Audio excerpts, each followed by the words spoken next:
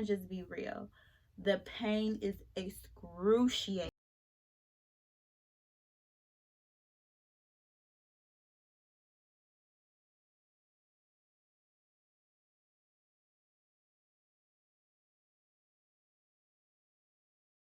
Excited to like make this video. Like, it is long overdue. First, I just want to say thank you for 1,000 subscribers. I really was supposed to make this video before I hit 1,000 subscribers, but I'm so thankful to God and to all of you guys who made that happen, who are subscribed, who are watching, who have watched in the past. Thank you, thank you, thank you. Now, this of course is a BBL update video. I am 4 months post-op. I just wanted to make sure I was completely healed before I did any video, to let you guys know what I went through, my healing process, my experience while I was in Miami, cost, body reveal, all that. So I don't have any real structure for this video. I do have some notes though, just so I can like kind of keep up with what I want to tell you guys. But we're just gonna start with my experience in Miami. Okay, so I got to Miami 2 days before my surgery. So it was the first day, then the next day was pre-op, and then the next day I did have my surgery. Waking up from surgery, a lot of people, the first thing they ask about is the pain. And I'ma just be real. The pain is excruciating. Like, I was in so much pain. I've never had a surgery before. I've never been in a car accident. I've never experienced like that type of pain before, so that was really new for me. And when you wake up from surgery, of course, well, at the surgery center that I went to, they don't give you medicine right away when you wake up. So the pain was fresh. The anesthesia had wore off, and it was just like I was crying, but I couldn't even form tears. That's how bad the pain was. Now, some girls, they say that they just like experience soreness, or it's not that bad for them. But I just feel like mine was probably a lot worse because I did get extra areas lipo. So it wasn't just the 360 lipo. I did get 360 lipo, but I also got my arms lipo and my thighs lipo. So you got to think about it. When I woke up, I experienced pain in my arms, pain in my stomach, pain in my back, pain in my butt, pain in my thighs. So it was like pain all over versus just pain in my midsection and then in my butt. You know what I mean? So it was really, really, really, really tough. So after that, I went to a recovery house. Now, I did have an Airbnb that I had booked that was downtown Miami, and my sister was just staying there. But I just stayed at a recovery house for the first 3 days, well, the first 2 days, and then like a half a day on the third day, because I just wanted to make sure I could get the like proper care that I need, which I kind of didn't. But I'm not going to talk about that. But I will say that I do not suggest recovery houses. It's just a whole bunch of horror stories about recovery houses, and it's just good if you don't have anybody to go to Miami with you, then just do your research and make sure you're finding a recovery house that you know you're going to get really good care at, that has really good reviews, because most of those people are like not registered nurses. They're just CNAs or people that just opened a recovery house that say they'll take care of you, and then it's just like a whole bunch of recovery house drama, and you just do not want that. But I think I'm just going to make a separate video on that. The first 2 days my body was in shock, and I could not walk by myself. My sister had to help me walk. The nurses had to help me walk, which I really wasn't even trying to get out of bed, like, because it was just terrible. So the first 2 days I was in bed a lot. The only time I really got up was to use the bathroom and just to do my little 2-minute, 3-minute walks that I would do, so that I could help prevent blood clots. Now, one thing I will say is, it is just, you have to have a strong head on your shoulders, because you could fall into like this like state of just being like really sad. Because when I was fine when my sister was there with me, but when my sister left from the recovery house, I kind of felt like I was being a burden on the nurse, because my doctor told me to drink a gallon of water a day. So I had to pee like all the time, but I couldn't get out the bed by myself. So every time I had to pee, which was like every 5 minutes, I had to call for the nurse for her to help me out of bed and then help me get back in bed. Like, I literally could not get out of bed by myself. I could not go to the bathroom by myself. So it was just like, I just feel like I was just bothering her like all the time, which, I mean, that's what I paid her to do, and that's what she was here for. But you know, she's a complete stranger, and it's just weird. Like, I don't know. So that's just something you definitely want to keep in mind. Now, let's see. You have to definitely move slow, move at your own pace. I was really out of breath, I noticed, after surgery. I don't know what was causing, but it's like I could not catch my breath. It's like I had ran like 4 miles, like, and I wasn't even doing anything. I could just talking and sitting down talking would make me like lose like breath, and I just like it was just crazy. It's like a weird, really weird feeling. So just be prepared for that. Like I said, drink lots of water, lots of fluid. I was drinking pineapple juice, which they say helps with inflammation, and it's also really good and sweet. You know, it's better than just drinking water all day. But you definitely want to stay hydrated. You're gonna have to pee a lot, like a lot, especially if you're drinking your water like you're supposed to. And even if you're not drinking your water like you're supposed to, they do put fluid in your body when you have surgery, so you're gonna be peeing a lot of that out. Before I had got one of my massages, I had used the bathroom at the Airbnb before I went to go get the massage, but by the time I got there, like, I had to pee so bad. I'm literally crossing my legs and holding them like really tight in the elevator. Like, I'm not gonna make it. Like, sometimes you might not make it. Like, you might not make it, sis. So I finally make it up to the bathroom, and I'm knocking on the door, and there's some, like, all the bathrooms are occupied. So I'm like, oh my God, what I'm gonna do? So I like ran to the side. I said, I have to use the bathroom so bad. Like, I don't know what I'm gonna do. Like, y'all, I'm not gonna make it. I'm about to pee on myself. And so some of my surgery sisters was looking at me like, that is not my problem. But one of them is just so sweet. Jess, I don't know if you're watching, but I love you so much. She was already prepared. Like, she had adult diapers, and she put one on me, like, because I, like, you know, I was stiff. I couldn't really move. I couldn't really like bend over. That's another thing. You can't really bend over. Like, your back and your stomach is so stiff. Like, you can't bend to pick things up and stuff like that. So she was literally helping me put on this adult diaper in the waiting area of the surgery facility. And I used the bathroom in the adult diaper. Well, I peed in the adult diaper. Really gross. But I'm not here to be cute. I'm here to be transparent as possible and let you know, like, some of the things that you might be facing if you do have this surgery. So moving forward, so massages made me cringe. Oh my goodness.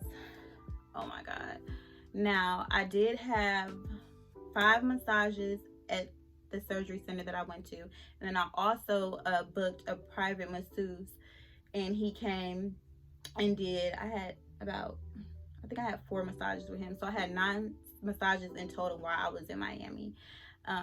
You don't have to do that. You don't have to, but book 2 different, like how I did. I guess I was just being extra. I just be wanting like the best of the best. So that's what I did.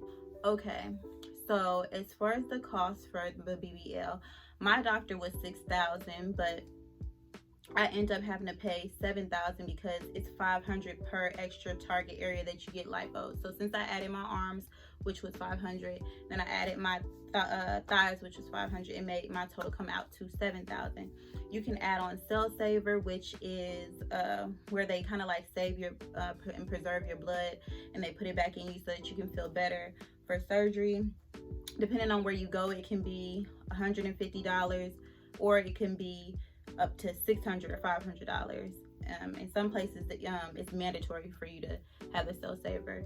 I didn't get it. I mean, I ended up having it on my package, but when I was filling out the consent papers and seeing everything that, like, how they like had to like clean the blood and all the things they had to do, and there was like one little like a little warning sign on there, and it was saying how if there were any like air bubbles in the blood, that, and I'm sorry, I'm not trying to scare any of you guys that like or might be like pre-op dolls. I'm not trying to scare you, but it's just real. This is just a possibility that it could happen, and it will be on your paperwork.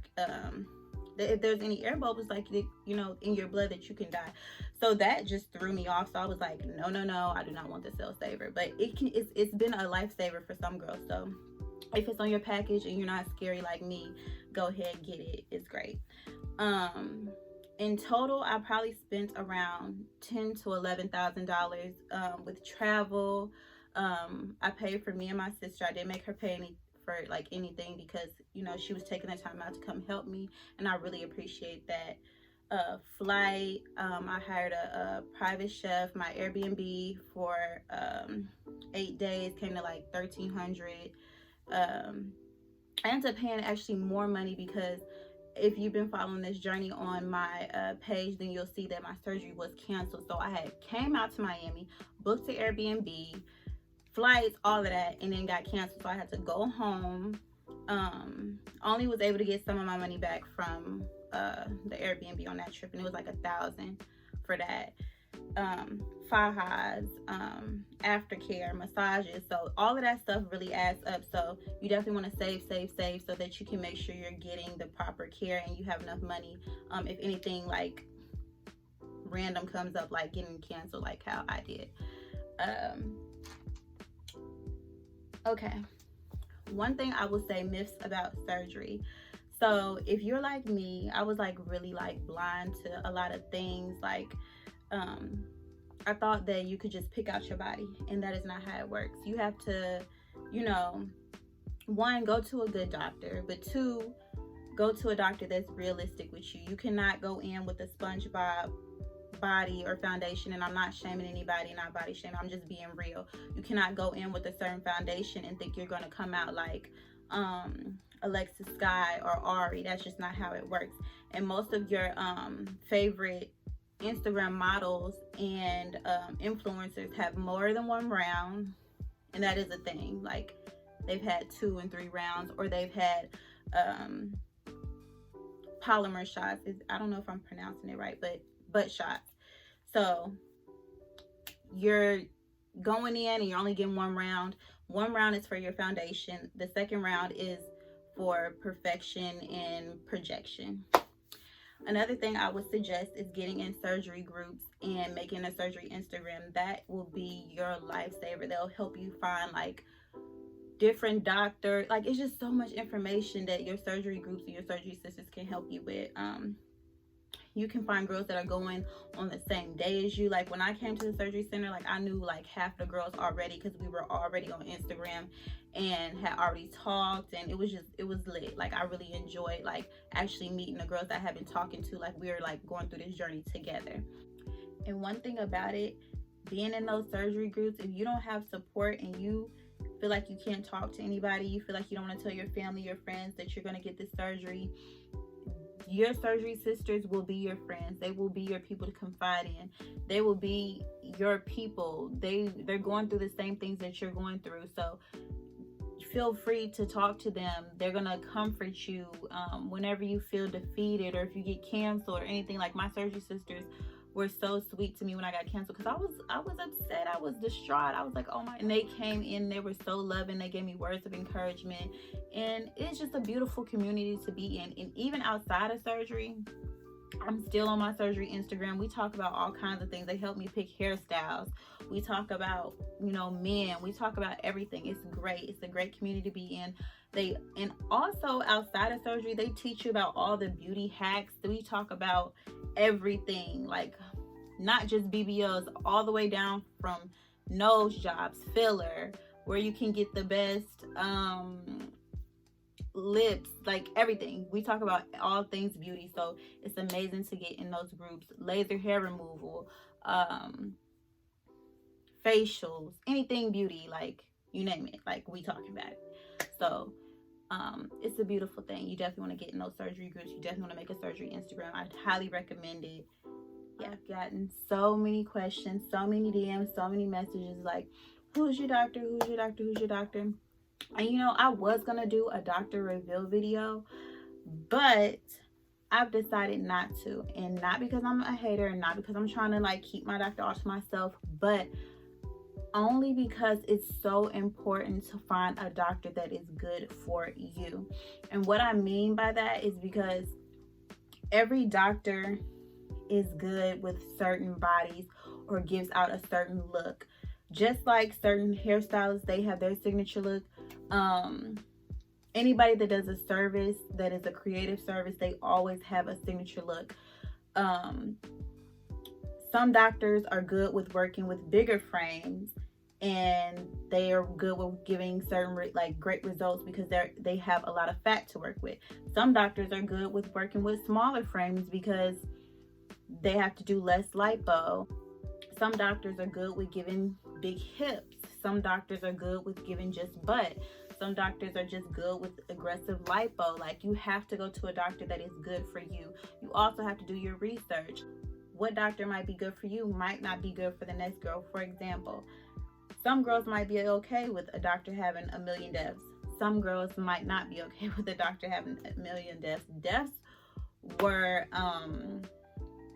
that was a big no-no for me. Also, infections. The infection rates had to be like 0 to none. Like, I wanted really low infection rates because whenever you get a BBL, there is a possibility for infections and on your wounds and fat necrosis and things like that. So I just really wanted to make sure I had a doctor that was really clean and that I wasn't hearing a lot of girls say that they got infections from that doctor. So that's why I say it's just really important to do your research. Just because a doctor was able to deliver results for someone else doesn't mean that they'll be able to like deliver those results for you. And I hope that makes sense, and I hope I can put it the best way I can, especially when you have different body types. Even if you feel like they have close to the same foundation as you, or you feel like your BMI is the same, or you feel like your height is the same as that person, your results are not going to be exactly like the next girl. So you really want to do your research and make sure you're looking for a doctor that is good for your body shape, your like. And then it's another thing, like the whole skin elasticity thing. Like, everybody doesn't have tight skin, everybody doesn't have loose skin, so all of that plays a part in how your results will like look and how they will come out. So pick your doctor based on your research, not based off of what you see the next girl looking like. Basically, like, it can inspire you and it can help point you in the right direction as a possibility, but you shouldn't base your decision solely off of someone else's results. Another thing that I used to think is that you could just go and then everything is good. Like, you just get your BBL and you go home, it's good. No, like, the healing process is so long, and you definitely want to take your time. When I came home, I didn't come home right away. I actually went to my parents' house for 2 weeks, and they were so great and so supportive. I'm so grateful to have a really good support system that was behind me. My mom made breakfast for me every day. She was cooking, like, so I didn't really have to worry about too much of that. I just had to focus on healing and my pain management. I'm not really big on taking pain medicine, so I was just taking like Tylenol and then like maybe like a perk every 2 days or something like that. Like, I just didn't want to take like a whole bunch of pain medicine, so that's how I was doing that. Your skin is going to feel so, like, you're not going to want to touch your skin. It's going to feel so tender. Now, my doctor wasn't super aggressive with his lipo, so I didn't experience any fibrosis at all.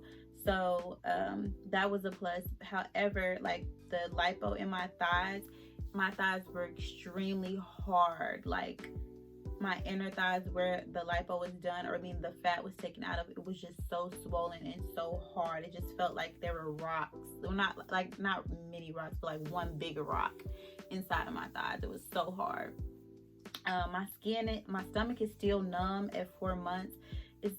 It's not, I have feeling in it, but it's not back normal how it was before surgery. So you just want to keep in mind that your skin isn't really going to feel the same, or your sensation isn't going to feel the same. That's the best way I can put it. The sensation is a lot different. As far as the healing in my arms, I feel like my doctor did an amazing job. I still want a little bit of lipo in my arms, but I do recommend girls to get arm lipo. Like I had all of this like kind of hanging. It was so gross, and I'm good now. Like I'm not flying away. So I do recommend arm lipo. If you're thinking about it, get it, sis. Like, get it. The only reason I added thigh lipo onto it because like I said, my body wasn't bad to begin with. So my BMI when I booked my surgery was 26, and I ended up gaining some weight. So my BMI going into surgery was like a 28. So I wasn't that big. Like, no, it wasn't a 28, it was a 27. It was like a 27 point something. So like I said, I don't have a big frame to begin with. So I added thigh lipo to give my doctor more fat to work with because I didn't have a lot of stomach fat, and my arms wasn't just going to be enough. So I added thigh lipo. My thighs match my butt, so everything's good with that. If you don't have a support system, you want to make sure when you have your place laid out to where everything is easy for you to get to, like things are good for you to reach. You want to get like the thing that they pick up trash, a grabber, like a trash grabber. You might want to make sure you want to get one of those if you don't have anybody around, if you're going to be at home alone. You just want to make sure everything is perfect, and you just want to make sure things are easily accessible for you to get to. Now, if you go to Miami and you bring someone with you, you definitely want to make sure that person is prepared to help you. Like I brought my sister with me, and I just knew she was going to be great and good to me like during my stay, and she was amazing. Don't bring anybody that's going to be getting an attitude with you and upset with you because you need a lot of help. Like I kept dropping my phone, and like I said, you can't bend down to really pick it up. So I kept saying like, can you help me? Can you help me? Can you help me? Like she has to help me shower. You have to find somebody that you're comfortable with, that's comfortable seeing all your goods, that you're comfortable with letting wipe you when you use the bathroom. Yeah, because it gets that deep. So you definitely want to have somebody that's not squeamish with blood, because they're going to be cleaning your fajas. Like I had 2 fajas that I had to have washed like multiple times a day because I just could not stand like laying in my blood. So she had to take it off, help me put it back on, take it off, help me put it back on, throw it in the washer, dry it, wash it, get my food, help me, take me on my walk. Like it was a lot, and I'm very grateful. I'm very grateful for my sister, and thank you, girl, for all that you did for me. Swelling, I experienced swelling, but it wasn't that bad. Long as you stay wrapped up in your faja and you try to stay away from sodium as much as you can, then you'll be fine. Now my plane ride home,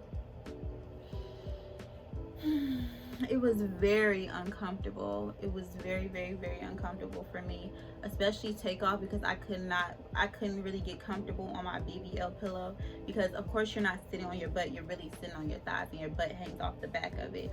But it was just so uncomfortable because I just didn't want to put any pressure on my butt because it was paining me. So the plane ride home was not that good. I didn't start sitting on my actual butt until I was 3 months post-op. That whole 3 months I did not sit on my butt at all, like direct contact on my butt. I was always sitting using my BBL pillow. And I think that was another reason why my results stayed as good, because I was not sitting at all. In no way, shape, form, or fashion was I putting any pressure on my butt. Sleeping. This is what really caused me to like get in my moods where I was so sad, because like it would be nice where I just be laying in bed and I would just cry, like just a silent cry, because I could not sleep. I was so uncomfortable. I had to sleep on my stomach, which I'm used to sleep. I had to sleep on my stomach, and I'm used to sleeping on my side. That's how I'm most comfortable. So sleeping on my stomach was just so new to me. But after 30 days, like they say, it's a habit, and I just started getting used to it. Thank God, because it was just nice where I would cry because I was so uncomfortable and I could not sleep. And I know some people are like, well, why don't, like, if you sleep, what if you turn over? No, your body is not going to let you turn over in your sleep. Trust me. You're going to be like, and it's not even a deep sleep. You don't even really go to sleep. It's kind of just like your eyes are closed and you're like in this really light,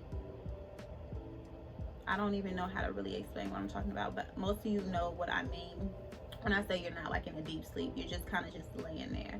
So your body's not going to allow you to turn over or toss and turn, none of that, because you're going to feel it and it's going to hurt and you're not going to want to do it. So you're just kind of like stuck there. My bruising went away about, it took 3 weeks for all my bruising to completely go away.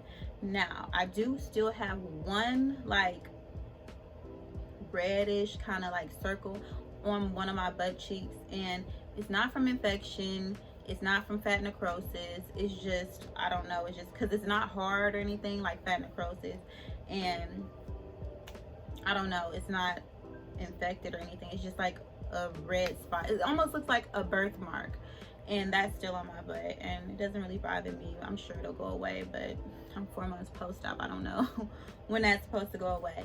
I still wear my faja every day because your body isn't done completely changing until you are 6 months post-op. Now, that's another thing I will say, ladies. Please, please, please take your time with your body. Like, don't, like, when I first came home, I didn't want anybody to see me. I just wanted to stay to myself because I was so swollen. I was shimmying around. I could barely like walk like regular. I was so slow like walking. I didn't want anybody to see me. My midsection hadn't gone down like completely. Like, my waist is at a 26 now. When I first came home, my waist was at a 28. So you have to take time with your body. It's going to be changing so much, a lot. Like, I just made 4 months post-op and I'm just now starting to fluff. So my butt is starting to get a lot more soft. It's starting to project more. It's starting to take its shape. When I hit 2 months post-op, I felt like my butt was getting so small. I was so sad. I was like, wow, all my fat is dying. And they tell you 30 to 40% of your fat does die in your healing process. But then, you know, you have to take your time, and then you have your fluffing. So you just have to take time with your body. Like, you're going to go through a lot of emotions, but just know your body is going to change. How your body looks at 2 weeks post-op, how your body looks at 1 month, 2 months, 4 months, is not going to be the same. It's going to keep changing.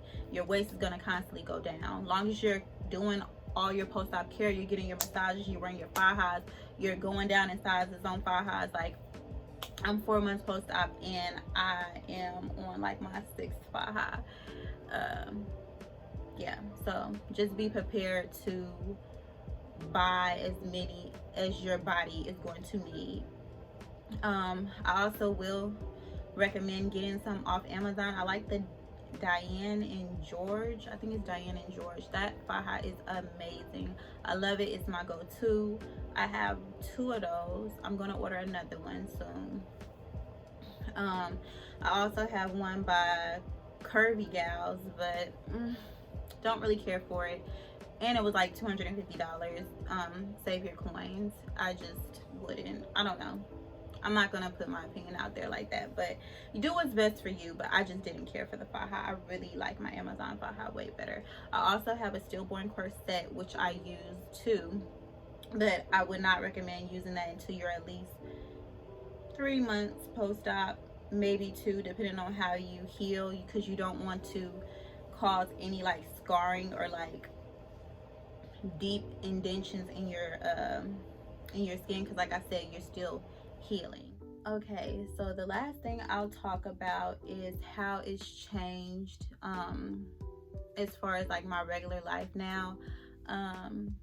Of course, a lot of guys try to like talk to me, but I mean, I experienced that before I had my BBL. Like, I didn't have a bad body to begin with.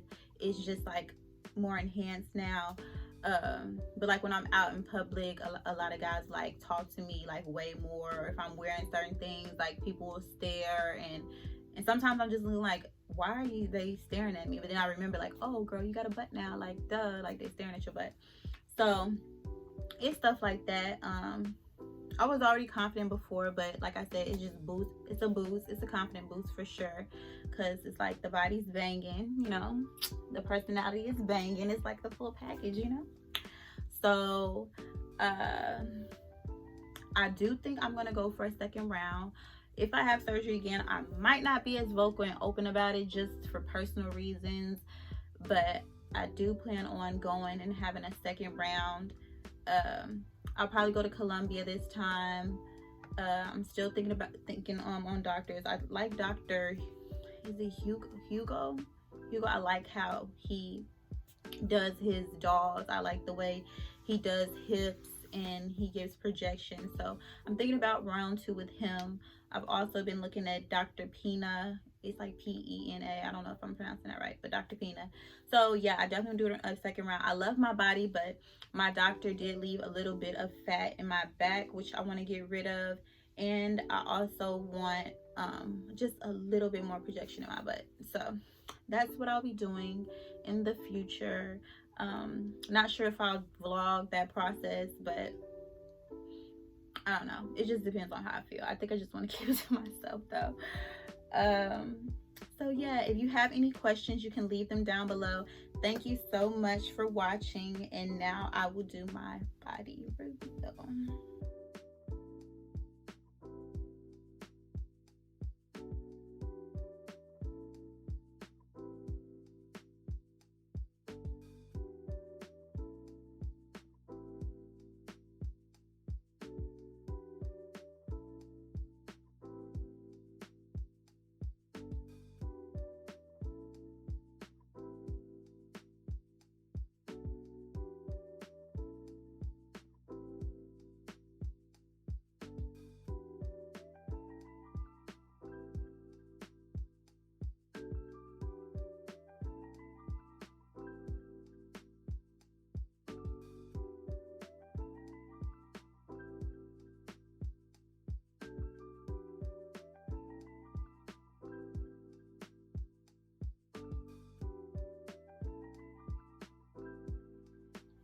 One thing I'll say about it is, if you want to do this surgery, do it, girl. Go get your BBL, go get your titties done, go do whatever you have in your heart to do. Don't worry about what people are going to say about you. I'm one of the type of people, I just really don't care. That's why I was so open about my process, because I really don't care what people think. I have my mom's support, I have my dad's support, I had my family support, so I really didn't care what anybody else had to say about it. People are gonna say whatever they're gonna say. Oh, you're insecure. Oh, you just want to look like this. You want to like do what makes you happy. Do what's best for you, because at the end of the day, we're not here on this earth for a long time. We're here for a good time. So get your BBL, sis. Get your titties done. Get that snatch waist. Even if you're just going for a little bit of lipo and you already got the butt. Do what you want to do, because people are going to talk regardless. So do you sis, do you. I'm definitely gonna do me. And people can act like they don't like it or they don't mess with it, but they mess with it, sis. They watching. They always watching. They watching right now. So I'm so glad that you watched this video. Thank you for tuning in. Make sure you subscribe if you're new here. I have so much more coming, guys. It's gonna be lit. It's gonna be great, and I will be posting more. I just had so much stuff going on. You know how you just gotta be an adult and handle your like big girl stuff. Like the last thing on my mind was the recording for YouTube. Okay, so I will be back with another video next week, so make sure you turn on your post notifications. I love you guys, and bye-bye.